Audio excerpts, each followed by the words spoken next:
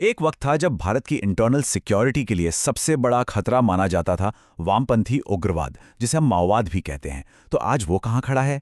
दशकों के संघर्ष के बाद एक लेख ये दावा करता है कि ये खतरा अब लगभग खत्म हो चुका है।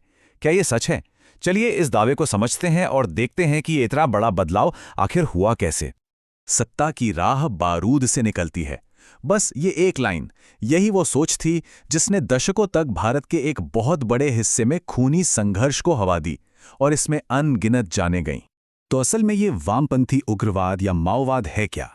अगर एकदम आसान भाषा में समझें तो ये एक ऐसी विचारधारा है जो मानती है कि सत्ता सिर्फ और सिर्फ हिंसा के रास्ते से ही मिल सकती है, मतलब मौजूदा सरकार को हथियार के दम पर उखाड़ फेंक कर। अब जाहिर है इसी सोच ने इसे देश की आंतरिक सुरक्षा के लिए इतना बड़ा खतरा बना दिया था। तो इस पूरी समस्या को समझने के लिए चलिए थोड़ा पीछे चलते हैं, उस दौर में जब ये संकट अपने चरम पर था। एक ऐसा दौर जिसे लाल आतंक के नाम से जाना जाता है। जरा सोचिए, एक समय ऐसा था जब माओवादी प्रभाव आंध्र के तिरुपति से लेकर नेपाल के पशुपति तक फैला हुआ था। इस पूरे विशाल इलाके को रेड कॉरिडोर का नाम दिया गया था और ये इतना बड़ा था कि देश के करीब 1/3 जिले इसकी चपेट में थे। लेकिन सिर्फ आंकड़े पूरी कहानी नहीं बताते। असली खौफ तो इन घटनाओं में छिपा है।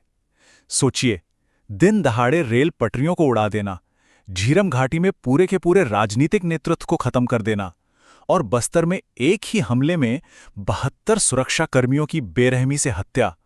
ये सिर्फ हमले नहीं थे, ये सीधे सीधे देश पर किए गए वार थे। तो सवाल ये उठता है कि ये सब बदला कैसे? आखिर हुआ क्या? लेख के मुताबिक 2014 के बाद एक बहुत बड़ा बदलाव आया।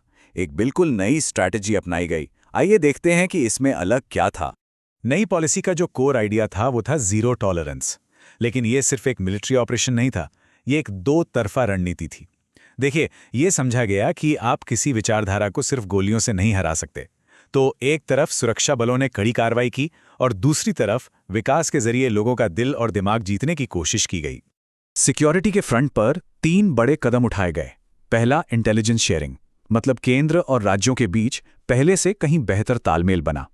दूसरा, इंटेलिजेंस पर आधारित सटीक हमले। अब बड़े बड़े ऑपरेशंस के बजाय सीधे माओवादी लीडरशिप को निशाना बनाया गया। और तीसरा, एक रास्ता दिया गया। जो लोग हथियार डालना चाहते थे उनके लिए अच्छी पुनर्वास नीतियां बनाई गईं ताकि सरेंडर करना एक सही विकल्प लगे। और ये सब सिर्फ बातें नहीं थीं, इसे जमीन पर भी उतारा गया।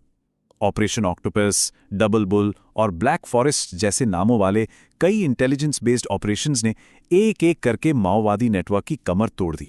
तो क्या ये नई स्ट्रैटेजी वाकई काम कर रही थी? चलिए अब जरा नंबर्स पर नजर डालते हैं, क्योंकि वो एक बिल्कुल साफ तस्वीर दिखाते हैं। तो सबसे पहले देखिए कि प्रभावित जिलों की संख्या का क्या हुआ। 2014 में 126 जिले माओवाद से प्रभावित थे। 2025 तक ये संख्या घटकर सिर्फ 11 रह गई। ये 90% से भी ज्यादा की कमी है। बहुत बड़ा बदलाव है ये। और जब हम हिंसा के लेवल को देखते हैं तो गिरावट और भी साफ दिखती है। 2014 से 2024 के बीच हिंसक घटनाओं में 53% की कमी आई। और इससे भी जरूरी बात यह है कि आम नागरिकों की मौतों में 70% और सुरक्षा बलों की मौतों में 73% की कमी आई। मतलब अनगिनत जानें बचाई गईं। सिर्फ एक साल का एक्शन देखिए, लगभग 2900 माओवादियों ने सरेंडर किया, 1900 से ज्यादा गिरफ्तार हुए और 28 टॉप लीडर समेत 600 से ज्यादा मारे गए। ये सिर्फ आंकड़े नहीं हैं, ये किसी भी संगठन का हौसला तोड़ने के लिए काफी हैं। लेकिन जैसा हमने पहले बात की, ये लड़ाई सिर्फ बंदूक और ऑपरेशन से नहीं लड़ी जा रही थी। इस रणनीति का दूसरा और शायद उतना ही जरूरी हिस्सा था विकास। आइडिया बहुत सिंपल था। अगर लोगों का दिल और दिमाग जीतना है तो उन्हें एक बेहतर भविष्य देना होगा। तो इन इलाकों को मेन स्ट्रीम से कैसे जोड़ा गया? देखिए, 12,000 किलोमीटर से ज्यादा सड़कें बनाई गईं, जिससे आना जाना आसान हुआ। 6,500 से ज्यादा मोबाइल टावर लगे, जिससे कम्युनिकेशन बेहतर हुआ। और 1,800 से ज्यादा नई बैंक शाखाएं खोली गईं, जिससे लोग फाइनेंशियल सिस्टम से जुड़े। ये सब इसलिए किया गया ताकि इन इलाकों के लोग भी विकास का हिस्सा बन सके। तो इतनी सारी सफलताओं के बाद क्या हम ये कह सकते हैं कि लड़ाई अब खत्म हो गई है? लेख के मुताबिक हम आखिरी दौर में हैं। लड़ाई लगभग जीती जा चुकी है, लेकिन एक आखिरी और शायद सबसे मुश्किल चुनौती अब भी बाकी है। और वो आखिरी चुनौती है विचारधारा की। लेख इस चेतावनी के साथ खत्म होता है कि भले ही आपने पेड़ की टहनियां काट दी हों, जड़ें अभी भी जमीन के नीचे हैं। हो सकता है हथियार शांत हो गए हों, संगठन टूट गया हो, लेकिन जिस सोच ने इस आंदोलन को जन्म दिया वो कहीं ना कहीं अब भी जिंदा है। और इसका मतलब है कि ढिलाई की कोई गुंजाइश नहीं है। और यहीं पर आकर ये विश्लेषण हमें एक आखिरी सवाल पर छोड़ देता है, जो लेख खुद भी उठाता है। विचारधाराएं कभी नहीं मरती। क्या वो वाकई मरती हैं? ये एक ऐसा सवाल है जिसका जवाब शायद आने वाला वक्त ही देगा।